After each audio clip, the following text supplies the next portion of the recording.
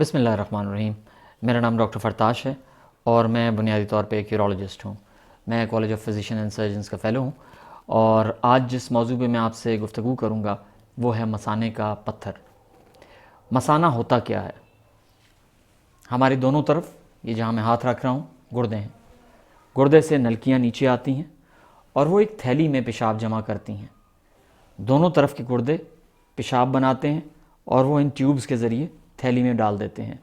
اس تھیلی کو مثانہ کہتے ہیں اور یہ مثانہ بنیادی طور پہ پیشاب سٹور کرنے کے کام آتا ہے۔ جب آپ کو ایک گلاس جتنا پیشاب آ جاتا ہے، ایک گلاس پانی جتنا پیشاب آ جاتا ہے، تو آپ محسوس کرتے ہیں کہ اب مجھے پیشاب کرنے کے لیے جانا چاہیے۔ اس تھیلی کو مثانہ کہتے ہیں۔ آج میں آپ کو بتاؤں گا کہ اس مثانے میں پتھر کی وجوہات کیا ہو سکتی ہیں۔ جوں انسان نے تحقیق اور انسان نے ترقی کی ہے تو مثانے کے پتھروں کی شرح نسبتاً کم ہوتی گئی ہے۔ پچھلی صدی میں یا اس سے پچھلی صدی میں مثانے کے پتھروں کی شرح زیادہ تھی اور اس سے پچھلی صدی میں شاید اس سے بھی زیادہ ہو۔ جو سائنس نے ترقی کی تو ہم نے اپنی غذا بہتر کی اور ہم لوگوں کو پتہ چل گیا کہ یہ چیزیں کریں گے تو پرابلی ہمیں مثانے کے پتھر کم ہوں گے۔ ادروائز یہ ایک اچھا خاصا پرابلم تھا کچھ چند دہائیوں پہلے تک۔ تو جو سائنس ترقی کر رہی ہے ہم اس میں بہتری لا رہے ہیں۔ مثانے کے پتھر کی کئی وجوہات ہو سکتی ہیں اور بچوں اور بزرگوں میں اور بڑوں میں یہ پتھر مثانے میں پائے جا سکتے ہیں۔ بچوں میں اور وجوہات ہو سکتی ہیں اور بزرگوں میں ان کی وجوہات یا بڑوں میں ان کی وجوہات اور ہو سکتی ہیں۔ بچوں میں نسبتاً اب آپ کو مثانے کے پتھر دیکھنے میں کم ملتے ہیں۔ زیادہ تر جو مثانے کے پتھر پیدا ہوتے ہیں وہ مثانے کے اندر پیدا ہوتے ہیں، لیکن کچھ انسٹنسز میں گردے سے اگر کوئی پتھر نیچے گر رہا ہے یا گردے کا اگر ایک پیس نیچے گر رہا ہے ٹوٹ کے کسی گردے کی بیماری کی وجہ سے، تو اس پہ بھی پتھر بننا شروع ہو سکتے ہیں۔ اگر یہ پتھر ریت کی صورت یا تھوڑے ہیں تو عام طور پر پیشاب میں خارج ہو جاتے ہیں، لیکن مسئلہ تب پیدا ہوتا ہے جب ان کے نکلنے کی کوئی ذرائع یا ان کے نکلنے کا کوئی رستہ نہ ہو، یا وہ رستہ ہو تو صحیح لیکن تنگ ہو۔ بالعموم پیشاب کی نالی اگر آپ کی تنگ ہے پیدائشی طور پہ، یا اگر آپ کو بڑے ہو کے یہ بیماری لاحق ہوئی ہے جس میں آپ کا پیشاب پوری طرح خارج نہیں ہو رہا، تو اس میں مثانے میں پتھر بننے کے چانسز ہیں۔ اسی طریقے سے اگر آپ کو بار بار انفیکشنز ہو رہے ہیں اور آپ کا پیشاب پوری طرح خارج نہیں ہو رہا، تو اس میں بھی آپ کو مثانے کا پتھر بننے کے چانسز ہیں۔ مثانے کے پتھر کئی طرح سے ہو سکتے ہیں اور کئی وجوہات ہو سکتی ہیں، جن میں ایک یورک ایسڈ بھی ہے۔ لیکن پہلے میں آتا ہوں ان وجوہات پہ جو عام طور پہ ہمیں کلینکل ایکسپیرینس میں ملتی ہیں۔ مثانے میں پتھر پیدا ہونے کے لیے آپ کو کچھ شرائط ضروری ہوتی ہیں۔ اس میں سے جو بنیادی اور سب سے بڑی چیز ہے وہ یہ ہے کہ جو بلیڈر آؤٹلیٹ ہے یا جو مثانے کی اخراج کی جگہ ہے اس میں تنگی ہو۔ وہ تنگی پیشاب کی نالی میں تنگی کی صورت میں ہو سکتی ہے یا پروسٹیٹ کی تنگی کی صورت، پروسٹیٹ کے بڑھائے ہوئے کی صورت میں بھی ہو سکتی ہے۔ جب پروسٹیٹ کا سائز بزرگوں میں یا بڑوں میں بڑھ جاتا ہے، جو ایک مردانہ غدود ہے، پروسٹیٹ ایک مردانہ غدود ہے جو مثانے کے نیچے ہوتا ہے۔ فرض محال اگر یہ آپ کے مثانہ ہے تو یہ پروسٹیٹ نیچے پڑا ہوا ہے۔ جو اس کا سائز بڑھتا جاتا ہے یہ پیشاب کی نالی کو تنگ کرتا جاتا ہے۔ اسی طریقے سے جب بزرگ ہمارے پاس آتے ہیں، اسی وجہ سے جب بزرگ ہمارے پاس آتے ہیں تو ان میں پیشاب کی رکاوٹ اور دیگر علامات بھی ہوتی ہیں۔ تو اس وجوہات سے یا سم ٹائمز ایسا ہوتا ہے کہ آپ کا مثانہ کمزور ہو جاتا ہے، خاص طور پہ بڑی ایج میں، اور اس میں ڈائیورٹیکولائی، یا موروثی طور پہ اگر آپ کو ڈائیورٹیکولائی کا مطلب ہے کہ آپ کا جو مثانہ ہے اس میں سے تھیلی باہر آئی ہوئی ہے، تو وہ تھیلی پوری طرح خارج نہیں ہوتی پیشاب سے اور اس میں انفیکشن ہوتا رہتا ہے، جس کی وجہ سے وہاں پہ بھی پتھر ہو سکتا ہے۔ علامات یہ ہیں کہ آپ کو پیشاب میں خون آئے گا، جو مریض ہیں ان کو درد ہوگا، پیٹ یا ناف سے نیچے پیشاب بار بار آئے گا، پیشاب رک کے آئے گا۔ خاص طور پہ جو میرے پاس بزرگ مریض آتے ہیں وہ کہتے ہیں ہم پیشاب کرنے جاتے ہیں، پیشاب چلتا ہے پھر رک جاتا ہے، پھر ہم تھوڑا سا ہلتے ہیں پھر چلتا ہے پھر رک جاتا ہے۔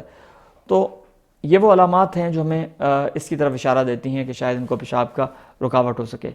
اسی طریقے سے جو مریض ریڑھ کی ہڈی کی شکایت یا ریڑھ کی ہڈی میں پرابلم کی صورت میں میرے پاس آتے ہیں، ان میں بھی مثانے کا پتھر موجود ہو سکتا ہے، جس کو ہم عام طور پہ نیوروجینک بلیڈر کہتے ہیں۔ اس میں بھی ہمیں دیکھنا پڑتا ہے۔ جن مریضوں کو ہمیں بہت عرصے تک کیتھیٹر یا پیشاب کی نلکی ڈال کے رکھنی پڑتی ہے اس میں بھی پتھر جمنے کے بہت چانسز ہیں۔ اسی طریقے سے جو مریض ہمارے پاس آتے ہیں جن کا بہت عرصے پہلے آپریشن ہوا ہے اور ان کو ہم نے سٹینٹ اندر ڈال کے چھوڑ دیا ہوا ہے کہ آپ 1 مہینے کے بعد یا 2 مہینے بعد یا 3 مہینے بعد آ کے ہم سے یہ نکلوا لیجئے گا، اور وہ سٹینٹ اپنی جگہ قائم رہتا ہے اور وہ بھول جاتے ہیں نکلوانا، تو اس میں بھی پتھر جمنے کے یا بننے کے بہت سے امکانات موجود ہوتے ہیں۔ بہت سے مریض میرے پاس آتے ہیں جن کا سرجری یا جن کی ریڈیشن ہوئی ہوتی ہے خدا نخواستہ ٹیومر یا کینسر کے بعد، اور ان کو شعائیں لگی ہوتی ہیں تو اس میں بھی پتھر بنتا ہے کئی دفعہ۔ تو یہ وہ مختصر سی میں آپ کو چیزیں بتا رہا ہوں۔ ایک اور وجہ جو بڑی اہم ہے وہ یہ ہے یورک ایسڈ، کہ خاص طور پہ مردوں میں جن لوگوں میں یورک ایسڈ بہت زیادہ ہوتا ہے اور وہ علاج ان کا نہیں کروا رہے ہوتے یا اس کو کنٹرول نہیں کر رہے ہوتے غذا سے، تو اس میں بھی مثانے میں پتھر بننے کے بہت امکانات ہیں۔ اب ہم آتے ہیں کہ مثانے کے پتھر کی تحقیقات کس طرح کی جاتی ہیں۔ ہم بالعموم آپ کو یورین ٹیسٹ کا مشورہ دیتے ہیں جس میں ہمیں بہت سے کرسٹلز نظر آ سکتے ہیں اور خون بھی آ سکتا ہے۔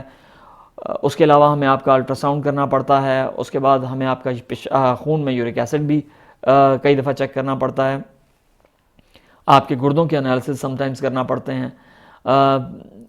جو سائنس ترقی کر رہی ہے ہمیں چیزوں کو نیرو ڈاؤن کرنے یا ان کو تحقیقات میں ہمیں بہت مدد مل رہی ہے، تو ہمیں وہ پرانے حربے استعمال نہیں کرنے پڑتے جو آج سے بہت سے پہلے کرنے پڑتے تھے، لہٰذا ہمیں بہت سی انفارمیشن الٹرا ساؤنڈ پہ اور ایکس رے پہ مل جاتی ہے۔ عام طور پہ سی ٹی کی ضرورت کم پیش آتی ہے ایسے مریضوں میں جن میں ہم مثانے کا پتھر سسپیکٹ کر رہے ہیں۔ جو مریض بزرگ میرے پاس آتے ہیں جن کو پیشاب میں رکاوٹ ہے تو ان میں مثانے کا پتھر ہونا کوئی ایسی بڑی چیز نہیں ہے۔ یاد رکھیں مثانے کے پتھر کو صرف نکال دینے سے مسئلہ حل نہیں ہوگا، بیکاز ہمیں یہ معلوم کرنا پڑتا ہے کہ یہ مثانے کا پتھر ہوا کیوں ہے۔ کیا وہ پیشاب کی رکاوٹ کی وجہ سے ہوا ہے، پیشاب کی نالی کی تنگی کی وجہ سے ہوا ہے، انفیکشنز کی وجہ سے ہوا ہے، کسی ڈائیورٹیکولم یا مثانے کے اندر جو تھیلی بنی ہوئی ہے اس کے انفیکشن کی وجہ سے ہوا ہے، یا یورک ایسڈ کی وجہ سے ہوا ہے۔ تو ہمیں جب تک ہم اس کی تحقیقات نہیں کرتے اور اس کا علاج نہیں کرتے تو صرف مثانے کا پتھر باہر نکال دینا علاج نہیں ہے۔ یاد رکھیں اگر آپ اس کی بنیاد کا علاج نہیں کریں گے تو آپ کو مثانے کا پتھر دوبارہ ہو سکتا ہے۔ جو مریض اپاہج ہیں اور ان کو کافی عرصے سے کیتھیٹر ڈلا ہوا ہے تو جو بہترین طریقہ ہوتا ہے وہ یہ ہوتا ہے کہ اگر مریض کے اپنے ہاتھ ٹھیک ہیں تو وہ خود کیتھیٹر ڈال کے تو وقتاً فوقتاً پیشاب نکالتا رہے تاکہ ہمیں مستقل اس کو کیتھیٹر نہ ڈالنا پڑے۔ جن مریضوں کو ہم نے مستقل کیتھیٹر ڈالا ہوا ہے ان کو ہمیں ویجیلنٹلی مانیٹر کرنا پڑتا ہے تاکہ ان کو بار بار پتھر بننے کے چانسز کم ہوں۔ اگر آپ کا یورک ایسڈ زیادہ ہے تو ہمیں اس کو کنٹرول کرنے کی ضرورت ہے، اور آپ کے پیشاب کی جو پی ایچ ہے، آپ کے پیشاب کی جو تیزابیت ہے اس کو تھوڑا بڑھانے کی ضرورت ہے تاکہ آپ کا جو یورک ایسڈ کا سٹون ہے وہ حل ہو سکے اس میں۔ اسی طریقے سے چند ایک پتھر ایسے ہیں مثانے کے جن کو ہم بغیر آپریشن کے نکال سکتے ہیں، جو پیور یورک ایسڈ سٹون ہیں، یا بچوں میں کچھ موروثی امراض ہیں جن میں سٹونز ہیں جو ہم صرف ادویات کے ذریعے نکال سکتے ہیں۔